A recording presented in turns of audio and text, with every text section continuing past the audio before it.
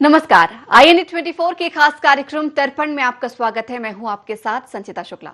श्राद्ध पक्ष वास्तव में पितरों को याद करके उनके प्रति श्रद्धा भाव प्रदर्शित करने और नई पीढ़ी को अपने प्राचीन वैदिक और पौराणिक संस्कृति से अवगत कराने का पुण्य पर्व है। पितरों के लिए श्राद्ध किए गए मुक्ति कर्म को श्राद्ध कहते हैं और तृप्त करने की क्रिया और देवताओं, ऋषियों या पितरों को तंडुल या तिली मिश्रित जल अर्पित करने की क्रिया को तर्पण कहते हैं। तो पितृ पक्ष में क्या करें और क्या ना करें जानेंगे पंडित आशीष मंगई से। सर, स्वागत है आपका। धन्यवाद जी। तो पंडित जी, आज हम पितृपक्ष पर बात कर रहे हैं, तो सबसे पहले आपसे हम यही जानना चाहेंगे कि श्राद्ध शब्द से आशय क्या है और इसका शास्त्रों में महत्व क्या है। जी। ओम पितृदेवाय नमः। पितृ शांति भवः।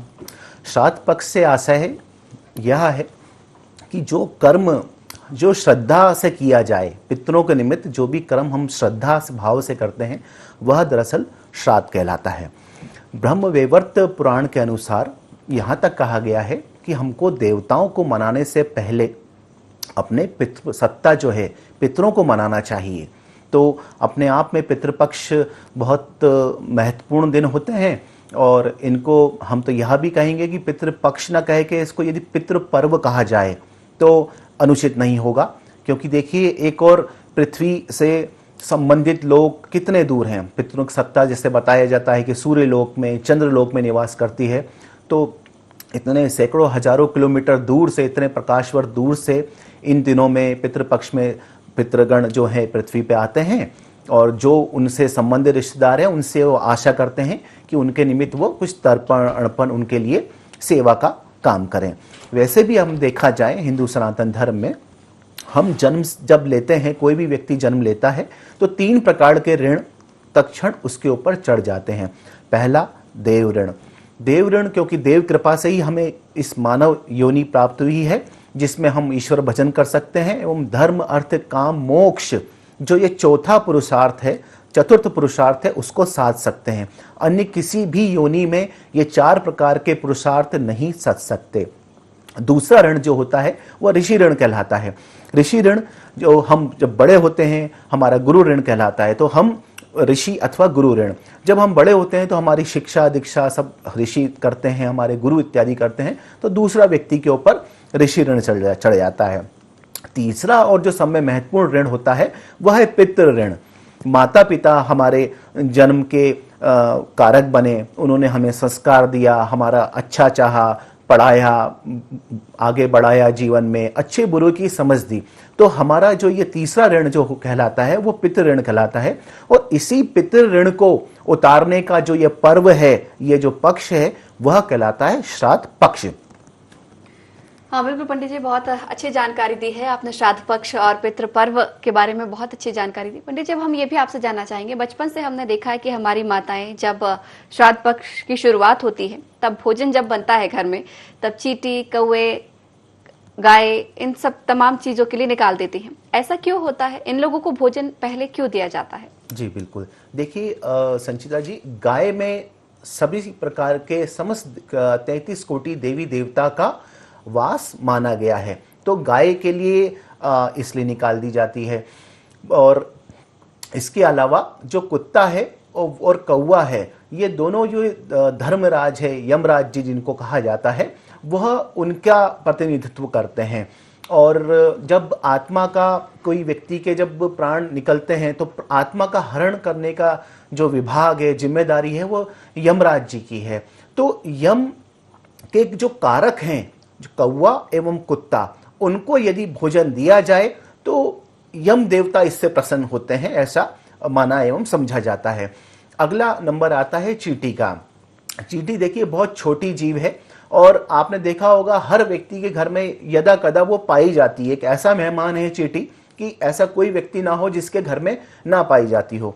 3 या 4 शक्कर के दाने यदि गिर जाएं तो उसमें कम से कम 25-50 से अधिक चींटियों का भोजन वो हो जाता है। तो कई बार वो खा भी लेती हैं। और चींटी कई बार इतना छोटा प्राणी है, आंखों से दिखने वाला ऐसा छोटा प्राणी है जो यदा कदा हमें दिख नहीं पाता, तो हमारे पाँव के नीचे आके वो कई बार मर भी जाता है। तो उसका भी एक तरीके से भूले से यदि वो मर गया है, वो जीव ये सनातन धर्म हमारा एक प्राणी मात्र के कल्याण की भावना रखता है, तो वो जीव को भी इसके निमित्त दिया जाता है, तो इसलिए इसकी महत्ता है। और जो कौवा होता है, कौवे को भी हमारे ऋषि प्राचीन मनीषी जो हैं बहुत महत्वपूर्ण माना है। वो इसलिए माना है, दो कारणों से माना है। जो वैशाख से लेकर इस वक्त जो भादो मास चल रहा है, ये कौवे का अंडे देने का टाइम होता है। और ऐसा भी माना जाता है कि एक कौवा अपने पूरे जीवन काल में सिर्फ एक बार अंडा देता है। और उस जो एक कौवे की सत्ता है, इसको सफाई का दरोगा भी कहते हैं, ये गंदगी हटाता है ना। दूसरा बहुत महत्वपूर्ण यह है कि जो पीपल और वट वृक्ष होते हैं, यह कोई रोपता नहीं है।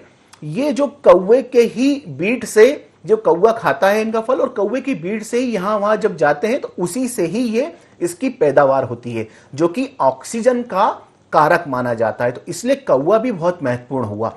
इसके अलावा जो है ब्राह्मण सत्ता भी बहुत महत्वपूर्ण होती है।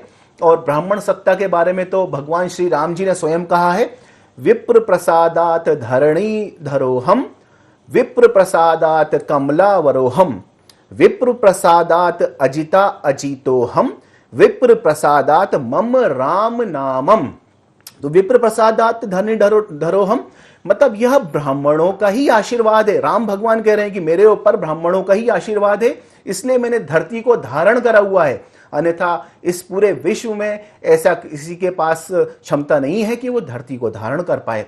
राम भगवान जी फिर ये कहते हैं कि विप्र प्रसादात कमला वरोहम, ये ब्राह्मणों का ही आशीर्वाद है जो मैंने कमला अर्थात लक्ष्मी माता का वरण करा हुआ है उनको पत्नी स्वरूप में। तीसरा, विप्र प्रसादात अजिता अजितोहम, विप्र प्रसाद के ही कारण, ब्राह्मणों के ही प्रसाद एवं आशीर्वाद के कारण मैं अजय बन पाया हूं, मैंने कोई भी युद्ध हारा नहीं है।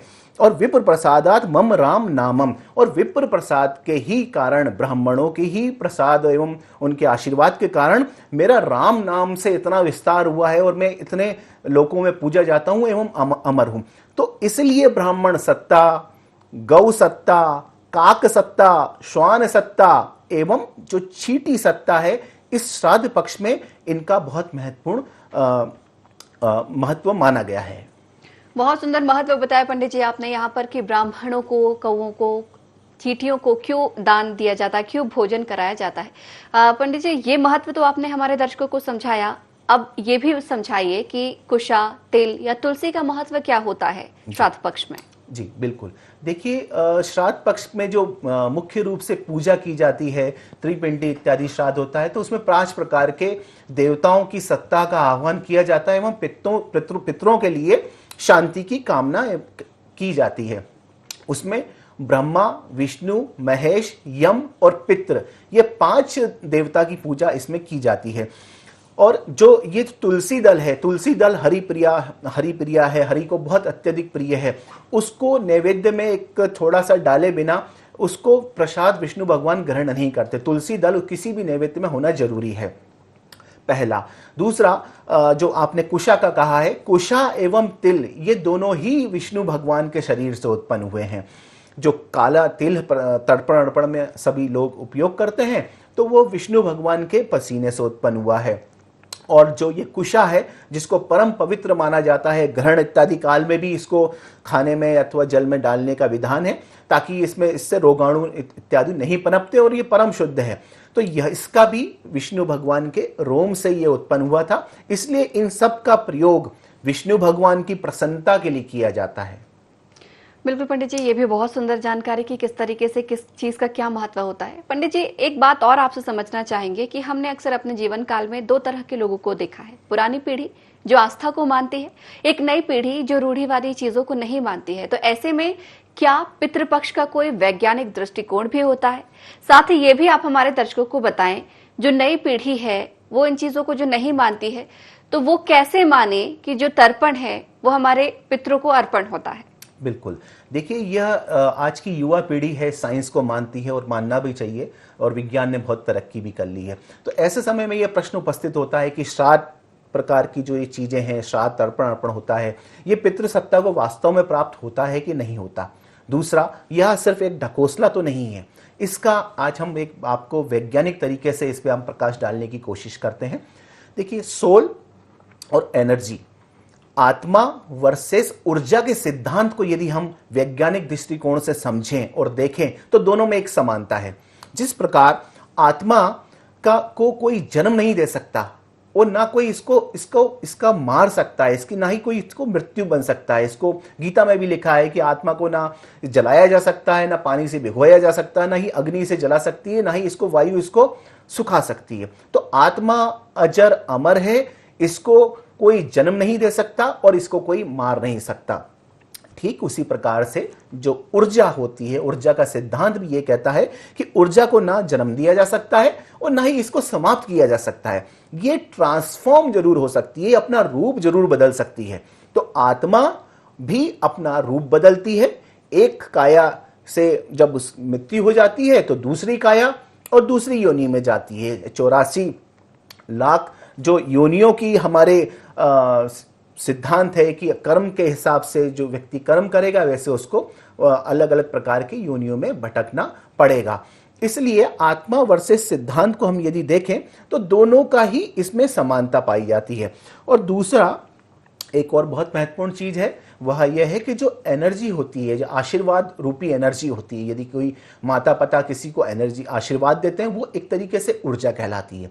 ये कई जन्मों तक जातक के साथ चलती है और यही दूसरे रूप में, ये तो सकारात्मक ऊर्जा हुई। और इस दूसरी ऊर्जा यदि किसी ने माता पिता ने, उसके बच्चों ने कड़वे वचन बोल दिए, कोई बद्दुआ दे दी जिसको बोलते हैं ना, किसी को हर्ट कर दिया, तो यह एनर्जी एक नेगेटिव फॉर्म में कई जन्मों तक यह भी साथ में चलेगी संबंधित जातक के। और दरअसल यही नेगेटिव एनर्जी जन्म कुंडली में पितृदोष का कारण बनती है, क्योंकि संबंधित जन्म के माता पिता हर्ट होते हैं तो वह, हालांकि कोई माता पिता अपने संतान को बुरे वचन नहीं बोलना चाहता, लेकिन अगर वो पीड़ित हो जाए, उसकी आत्मा दुख है, तो ऐसे में कभी निकल जाए तो वही दरअसल पितृदोष का कारण बनती। तो इस प्रकार से आज हमने समझने की कोशिश करी, जो ये आत्मा और ऊर्जा है यह आपस में बहुत इनमें समानताएं हैं। इसलिए यह तर्पण अर्पण जो भी चीज है यह वास्तविक रूप में पितरों तक प्राप्त होता है। तो बिल्कुल पंडित जी, हमारी नई पीढ़ी को ये बात समझने में आसानी होगी कि वाकई में जो अर्पण है वो पितरों को तर्पण होता है। पंडित जी, ये भी बताएं अब हमारे दर्शकों को कि पिता का कारक सूर्य क्यों होता है? बिल्कुल, देखिए, पिता का ज्योतिष में और हिंदू सनातन धर्म में पिता का कारक सूर्य को कहा जाता है। वह बिल्कुल सही है कि हमारे जन्म में जो हमारे दैहिक माता पिता हैं सामने हैं, वो हमारे जन्म के निमित्त बने। होता क्या है कि जो हम पौधे जो होते हैं, बीज जब धरती पे जाता है और प्रकाश वो जब आगे बड़ा होता है, तो पौधे जो हैं अपना भोजन प्रकाश संश्लेषण की क्रिया के द्वारा अपना भोजन बनाते हैं एवं बड़े होते हैं। और इसी अन्न एवं फल को खाके हम मानव ग्रहण करते हैं। वह ये सूर्य का प्रकाश संश्लेषण का इसमें महत्व आ गया। दूसरा, जो जल का भी कारक होता है, जो वृष्टि होती है और जल एक दूसरे शहर में एक स्थान से दूसरे स्थान बादलों से जाता है, तो ये सूर्य जो है वाष्पीकरण के द्वारा वृष्टि का, बारिश का निमित्त बनते हैं। तो इसका मतलब यह हुआ कि सूर्य के ही कृपा आशीर्वाद से सभी संबंधित मानवों को, जीवों को, अपितु पेड़ पौधों तक को अन्न एवं जल की प्राप्ति होती है। और यही अन्न एवं जल खाकर हमारा शरीर पुष्ट होता है, मांस बनता है, रक्त बनता है, मज्जा बनता है और यहां तक वीर भी बनता है। और यही वीर संतान उत्पत्ति का कारक होता है। तो ये जो पूरा कर्म है, एक सीक्वेंस है पूरा का पूरा, तो इसमें कुल मिला के जो कारक हो गए पिता के कारक, इसलिए सूर्य कहा जाता है कि पिता का उसमें रोल आता है। इसमें खान पीन से ही हमारा शरीर और सारे अंग प्रत्यंग और सारी चीजें बनती हैं। इसलिए सूर्य भगवान को पिता का कारक कहा जाता है। यदि किसी की कुंडली में पितृदोष नाम की चीज है तो उनको चाहिए कि प्रतिदिन सूर्य देवता को मनाएं, क्योंकि वो पिता के कारक हैं, पितृ के कारक हैं। दूसरा, चंद्रमा एवं सूर्य लोक में ऐसा समझा जाता है कि पितृ सत्ता का वास होता है। इसलिए भी हमारे विभिन्न तीज पर्व त्योहारों में सूर्य को एवं चंद्रमा को जल देने की, अर्घ देने की परंपरा है, ताकि वह प्रसन्न होंगे। दोनों ही ग्रह प्रत्यक्ष ग्रह हैं, सूर्य एवं चंद्रमा, तो निश्चित रूप से उस संबंधित सत्ता में विराजमान जो पितृ सत्ता है वो अर्घ उनको भी प्राप्त होता और ना हमको उसमें बदले आशीर्वाद प्राप्त होगा। पंडित जी, अभी आपने पितृदोष का जिक्र किया है कि कुंडली में पितृदोष होता है, लेकिन हम आपसे ये भी समझना चाहेंगे कि पितृपक्ष को हम सबसे उत्तम मानते हैं पितृदोष को दूर करने के लिए, लेकिन अगर किसी की कुंडली ना हो तो पितृदोष की पहचान संभव है क्या बिना कुंडली, बिना निरीक्षण के? बहुत अच्छा प्रश्न आपने उपस्थित किया है। होता क्या है कि कुंडली देख के तो कोई भी बता देगा कि किसी को संबंधित जातक को पितृदोष है या नहीं, और यदि कोई ब्राह्मण अथवा कोई ज्योतिषी आपको बताता है और आपको यदि विश्वास नहीं होता कि आपके किसी उसकी पत्रिका में पितृदोष नहीं है और हम संबंधित व्यक्ति ने बता दिया है, तो कई सारे इसके चीजें हैं जिसके द्वारा जान के हम पता कर सकते हैं कि व्यक्ति के ऊपर पितृदोष है या नहीं। देखिए, होता क्या है, जिस व्यक्ति के घर में, जिस व्यक्ति की जन्म पत्रिका में दरअसल पितृदोष होता है, तो उस व्यक्ति के घर में लगातार एक कलह का वातावरण रहता है, लोन की स्थितियां रहती हैं, बीमारी इत्यादि की स्थितियां रहती हैं, मांगलिक काम में रुकावट आती है। तो इन सब चीजों से समझ जाना चाहिए कि व्यक्ति के घर में पितृदोष है, और इस पितृदोष का यदि वो ऐसा लगता है कि ऐसा पा रहा है, और कई बार तो यह तक होता है कि पितृसत्ता किसी न किसी रूप में स्वप्न में आके कुछ खान पीन मांगते हैं या कुछ ऐसा कहते हैं कि हमारे संबंधित चीज हमको भेंट की जाए, और व्यक्ति इसको नहीं करता, और तो यही पितृदोष पत्रिका में गंभीर पितृदोष बन जाता है। फिर गंभीर पितृदोष में लगातार लंबी बीमारी व्यक्ति को हो सकती है, दुर्घटना इत्यादि की चीजें हो सकती हैं, चोरी इत्यादि की चीजें घर में हो सकती हैं उस व्यक्ति के, अथवा कई बार तो यह भी देखा गया है कि यकायक आग तक घर पे लग जाती है। तो इसलिए व्यक्ति को चाहिए कि ये सब लक्षण यदि किसी की घर में उपस्थित हो रहे हैं, प्रत्यक्ष दृष्टिगोचर हो रहे हैं, तो उनको समय रहते पितृदोष का समाधान कर लेना चाहिए। और यह जो श्राद्ध पक्ष है, 16 दिन का श्राद्ध पक्ष रहेगा, जो कि 20 सितंबर से प्रारंभ हो रहा है एवं 6 अक्टूबर तक इसमें चलेगा।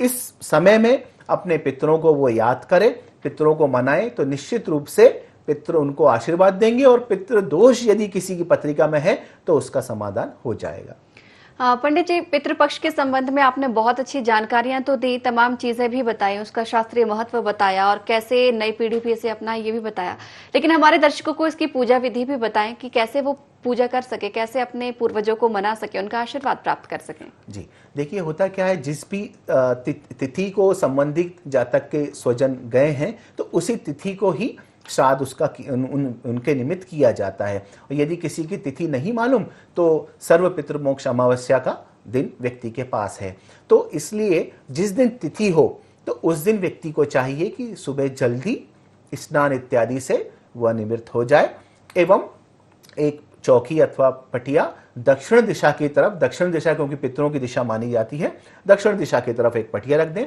सफेद आसन उसमें बिछा दें, और जो भी पितरों की यदि कोई तस्वीर फोटो हो तो वो उसके ऊपर रख दें। चंदन की माला पहनाई जा सकती है, एवं सफेद पुष्प चंदन का टीका लगाया जा सकता है। सिंदूर का टीका पितृसत्ता को नहीं लगाना चाहिए। इसके बाद आप चाहें तो वहां पे गोबर इत्यादि से लीप सकते हैं। और इसके बाद जो भी तर्पण अर्पण आप करेंगे ब्राह्मणों के निमित्त, वहां पे कुछ आप रखना चाहते हैं तो वह भी आप वहां पे रख दें। तो इस प्रकार से आप जो भी भोज बनेगा, रसोई बनेगी, तो उसको आप समय पहले भगवान विष्णु को चढ़ाएं तुलसी डाल के, उसके बाद पितृसत्ता को चढ़ाएं, पंच बलि निकालें और ब्राह्मण भोज कराएं, उसके बाद ही आप स्वयं प्राप्त करें। पंडित जी, बहुत बहुत धन्यवाद हमारे साथ जुड़ने के लिए, इस कार्यक्रम में चर्चा करने के लिए। हालांकि समय बहुत हमारे पास कमी थी, जिसके चलते कई सारी जानकारी हमारे दर्शकों तक नहीं पहुंची, लेकिन इतनी जानकारी जो आपने हमारे दर्शकों तक पहुंचाई है, उम्मीद करेंगे उनसे काफी मदद मिल सकेगी। तो हमारे इस खास कार्यक्रम में फिलहाल इतना ही। बने रहिए INE 24 के साथ। नमस्कार।